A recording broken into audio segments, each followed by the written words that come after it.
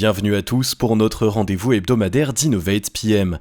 Nous sommes ravis de partager avec vous aujourd'hui ce temps d'écoute pour aborder un sujet aussi vaste qu'intéressant, les erreurs rencontrées dans la gestion de projet. Dans cette première partie, nous identifierons avec vous ces 5 erreurs les plus communes dans la gestion de projet et dans la seconde partie, nous vous proposerons un retour de l'interview d'Aurélie, formatrice en école de commerce.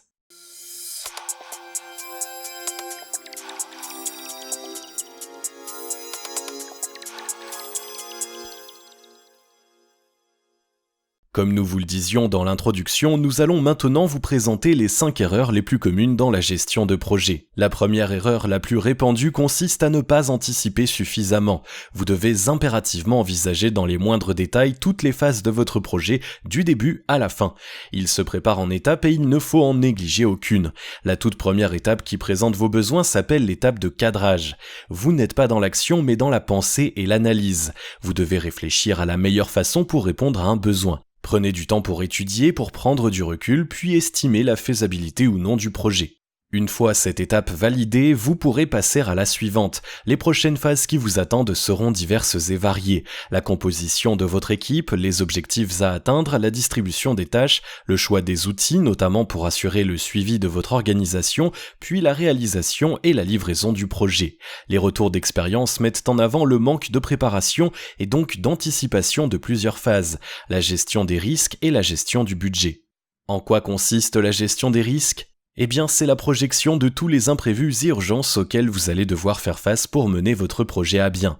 Dans un premier temps, listez tous les risques éventuels. Une fois cette tâche accomplie, classez-les en fonction de leur probabilité, de la difficulté la plus probable et la moins probable, mais aussi en fonction de leur impact. Vous pourrez alors envisager et réfléchir aux solutions à apporter. Prévoyez des parades détaillées et abouties pour les risques probables dont l'impact pourrait remettre en cause la viabilité de votre projet. Pour les autres, planifiez aussi des plans B même s'ils sont moins aboutis, cela pourra vous sauver in extremis de situations périlleuses. Nous le savons tous, nous ne pouvons pas tout anticiper, mais en sachant que vous avez une issue de secours, vous serez plus serein et vous confirmerez votre professionnalisme auprès de vos supérieurs et de vos clients. Pour vous illustrer nos propos, pensez à un chef de projet dans l'événementiel qui ne tient pas compte d'une possible évolution de la météo. S'il ne prévoit aucune solution de repli avec une possibilité d'accueil des convives en intérieur, eh bien la fête est finie et sa réputation sera mise à mal. Enfin, pour améliorer votre anticipation, pensez au budget. Évidemment, vous devez calculer un budget prévisionnel qui prend en compte différents aspects de votre projet, des salaires au paiement de vos prestataires, au matériel, etc. Cependant, il faudra être malin et consacrer aussi une partie de ce budget aux imprévus en planifiant une somme allouée aux urgences. Cela évitera de ralentir ou pire de stopper net votre projet. D'ailleurs, pensez à tenir à jour vos finances, le budget réel est parfois bien différent de votre budget prévisionnel et il est essentiel que vous soyez au clair sur vos moyens dépensés et ce qu'il reste. La deuxième erreur bien trop souvent commise est le manque de travail d'équipe du début jusqu'à la fin du projet. Si généralement les retours sont plutôt positifs pour le travail d'équipe pendant la réalisation du projet, il est cependant quasi nul dans la première et dernière phase. Pensez que vos collaborateurs ne se connaissent peut-être pas tous, qu'ils n'ont peut-être jamais travaillé ensemble. Ce sont des points auxquels vous devez être attentifs. Afin de lancer le projet, pourquoi ne pas organiser un temps d'échange, de présentation pour que tout le monde fasse connaissance avec leurs futurs collègues ? Cette étape permet d'instaurer un climat humain agréable et sera propice à gagner en productivité. N'oubliez pas de communiquer les coordonnées de chaque collaborateur pour faciliter les communications. Enfin, le travail d'équipe en fin de mission est lui tout aussi important. Faites un feedback sur le retour du client, son avis, mais aussi sur le déroulé de la mission. Vous pourrez tous ensemble mettre en lumière vos points forts et vos points faibles. Comme une équipe de foot qui se réunit dans les vestiaires à la fin du match pour faire un point sur le déroulé. Cela permet de faire émerger les réussites et les points à retravailler pour progresser et devenir plus solides, plus compétents ensemble. Tous les points de vue sont bons à prendre, n'omettez personne et n'ayez pas de préjugés. La troisième erreur la plus commune est le manque d'intégration du client tout au long du processus. Malheureusement, c'est bien souvent à la fin lors de la livraison du projet fini que la plupart des chefs de projet s'intéressent à la vie du client et pourtant il aurait été plus constructif de s'en acquérir avant. Imaginez que le rendu final ne lui convienne pas et que vous deviez recommencer une grande partie du travail. Avez-vous encore un budget pour ça ? Du temps ? C'est pourquoi l'interroger et lui faire des retours régulièrement vous permet de livrer un produit au plus près de ses attentes. Pensez pensez à un architecte qui ne tiendrait pas ses clients au courant des avancées des travaux, qui s'adapterait à la réalité du terrain en repensant la structure des escaliers sans les avertir. Songez-vous qu'une fois la construction de la maison terminée, casser les escaliers pour les refaire est une bonne solution? Ce n'est évidemment pas envisageable. N'oubliez pas que votre réputation se construit avec les retours et avis de votre clientèle, alors ne les décevez pas et communiquez avec eux. L'avant-dernière erreur la plus répandue est de ne pas tenir à jour l'avancement du projet. Nous comprenons, il n'est pas franchement agréable de passer du temps à mettre à jour un planning et pourtant vous n'avez pas le choix. Consacrez un moment en fin de semaine, même 1 heure pour faire un point sur ce qui a été réalisé et les points à retravailler. Vous serez plus au clair sur le travail restant, sur l'emploi du temps et la distribution des tâches et vos collaborateurs aussi. D'ailleurs, ce sont eux les premiers qui bien souvent se plaignent de ce manque d'organisation. Et oui, il est frustrant pour eux de ne pas savoir si leur travail est validé et s'ils peuvent se dédier à une autre mission. Par ailleurs, saviez-vous que même les enseignants utilisent ce type de méthode pour concevoir leurs leçons ? Très souvent, le vendredi, ils font un point sur les leçons qu'ils n'ont pas eu le temps d'aborder, les réussites des élèves et leurs points faibles pour les prioriser la semaine d'après. C'est grâce à cette organisation qu'il leur est possible d'enseigner la multiplicité des notions d'un programme. Nous y voilà, la dernière erreur dans la gestion de projet est de se disperser. Évidemment, en qualité de chef de projet, vous êtes bien souvent sursollicité à cause des nombreux objectifs que vous devez atteindre. Mais apprenez à ne pas trop vous disperser. Pour cela, prévoyez des créneaux consacrés à l'exécution de vos missions et seulement à ça. Pendant 1 heure, vous ne répondez pas aux appels, vous ne recevez personne dans votre bureau. Vous restez focus sur votre travail. Vous verrez, vos collaborateurs prendront l'habitude de ne pas vous déranger sur ces périodes et vous avancerez nettement plus vite. Vous pouvez aussi vous fixer des objectifs journaliers. Pour cela, le lundi matin, prenez 1 heure pour lister toutes les missions à réaliser dans le désordre. Puis, chaque jour, vous en choisissez 3 et vous vous y tenez. Elles doivent obligatoirement être faites avant la fin de la journée. Le point positif de cette méthode, c'est que si vous avez fini ces 3 points, vous n'avez plus qu'à piocher dans la liste de la semaine. Vous aurez un sentiment d'accomplissement qui vous rendra plus serein et souvent plus productif. Mieux vaut faire petit jour après jour que de tout commencer et de ne rien finir. Alors pour tous ceux qui s'interrogent sur le nombre d'objectifs, 3, pourquoi 3 ?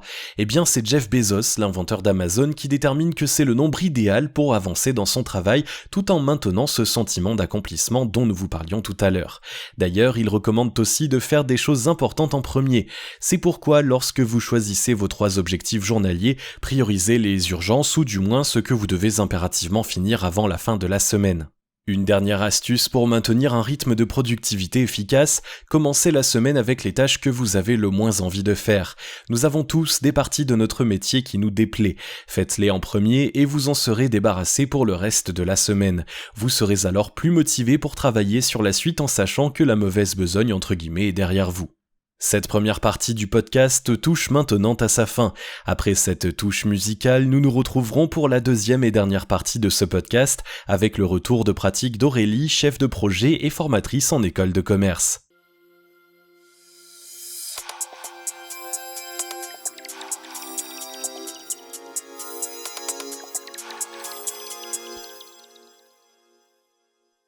Bienvenue sur cette deuxième partie où nous souhaitions vous faire un retour sur les expériences d'Aurélie mises en lien avec ces 5 erreurs les plus communes dans la gestion de projet.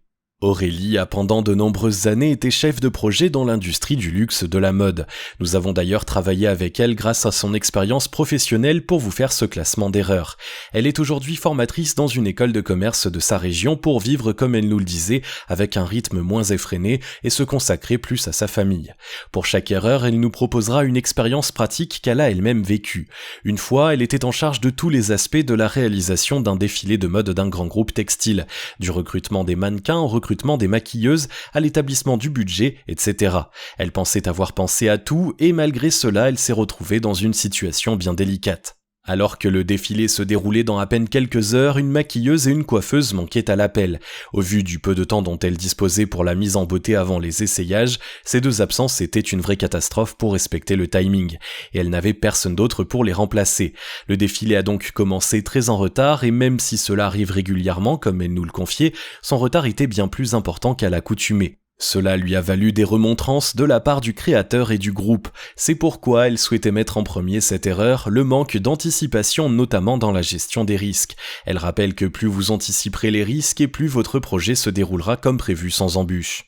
Une autre fois, alors qu'une séance photo était programmée depuis longtemps, elle avait délégué la tâche de se rendre sur place à un de ses collaborateurs pour faire le point avec le photographe sur les endroits et les décorations à acheter pour la séance qui avait lieu le lendemain. Malheureusement, son collègue avait mal noté l'adresse et Aurélie avait oublié de lui donner le numéro du photographe. Et bien évidemment, elle était indisponible parce qu'en réunion avec des clients. Alors le rendez-vous n'a jamais eu lieu et la séance photo n'était pas aussi réussie que prévu puisque les décorations n'ont pas pu être achetées à temps. Comme elle nous le disait, ce sont d'aussi petits détails qui peuvent ternir votre travail. Dès lors, elle s'est toujours assurée de partager sous forme de tableau les coordonnées de chaque collaborateur et prestataire à son équipe. Une autre erreur qu'elle a commise à ses débuts était le manque de retour et de communication avec son client. À nouveau pour une séance photo qu'une marque de vêtements avait commandée à l'entreprise où elle travaillait à l'époque. Tout se passe comme prévu, Aurélie s'est occupée de toute la gestion du projet, trouver le photographe, les mannequins, définir le lieu, la déco, le budget, etc. Une fois les photos réalisées, elle les envoie au client qui n'a pas été selon ses dires conquis par le résultat. Il trouvait que l'ambiance créée ne correspondait pas à l'image de la marque et Aurélie le savait que c'était un client perdu pour l'entreprise.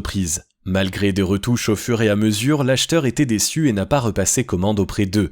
Vous comprenez maintenant l'intérêt d'intégrer vos clients dans le processus de réalisation du projet. Sans client et sans retour positif, vous n'irez pas loin, et ce qui vous plaît ou vous semble intéressant ne l'est peut-être pas pour votre acheteur. Vous ne pouvez pas miser que sur vous et votre équipe pour rendre un travail proche de ses attentes.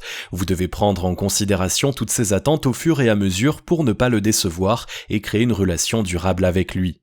Et enfin, une dernière expérience qu'Aurélie souhaitait partager avec vous concerne la dernière erreur, se disperser.